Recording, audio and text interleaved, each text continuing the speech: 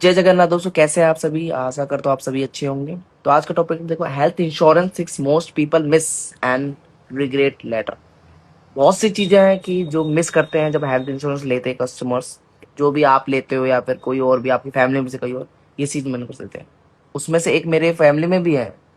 मतलब मैं 4-5 साल से काम कर रहा हूँ और उन्होंने मेरे से नहीं पूछा और उन्होंने ले लिया और अब उनको पे करना पड़ रहा है। मतलब अमाउंट बताऊंगा क्या क्या है। जैसे कि नो क्लेम बोनस। आप देखते हैं ये चीज चीज आपको देखनी है। No claim bonus, restoration benefit, consumers covered, day care covered, room land limit, co payment, permanent exploration, diseases, ये सब देखनी पड़ती है, तब जाके लेनी पड़ती है इंश्योरेंस।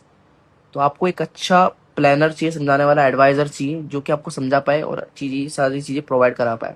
जैसे कि बताता हूँ, अब कंज्यूमर एड, ये चीज जो है कंज्यूमर कवर्ड, इसमें बहुत पैसा लग जाता है। जैसे कि मेरा भाई था, एग्जांपल दे रहा हूँ आपको। मेरा भाई था, उसने मेरे से पूछा नहीं और उसने लिया पॉलिसी और कंज्यूमर लेवल नहीं, उसने ऐड नहीं करवाया। उसको 15-20 हजार उसको पे करना पड़ा क्योंकि कवर नहीं करती इंश्योरेंस।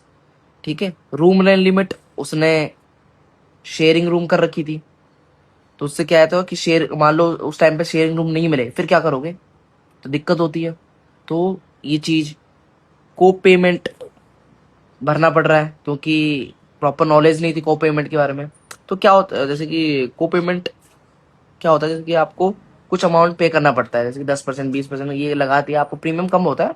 बट क्या फायदा उसको पेमेंट का, जैसे कि आपको पे करना पड़ता है। मान लो 5 लाख है, आपने 10% का को पेमेंट लगा दिया तो आपको 5 हजार देना पड़ता है।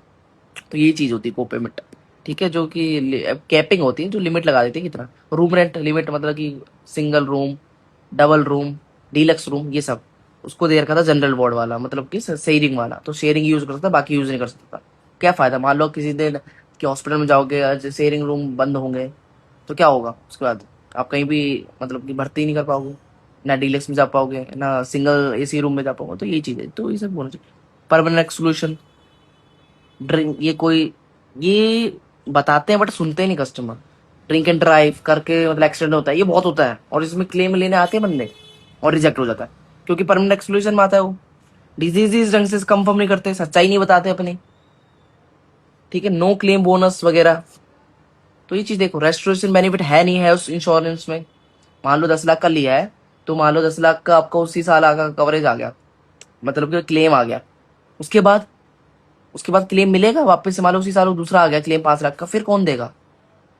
तो ये चीज देखनी पड़ती है भाई। तो डे केयर कवर्ड होना चाहिए, डे केयर जो होती है। तो ये चीज देखिए और जानिए और मुझे फॉलो कर लीजिए और कमेंट करके बताइए कैसा लगा आपको।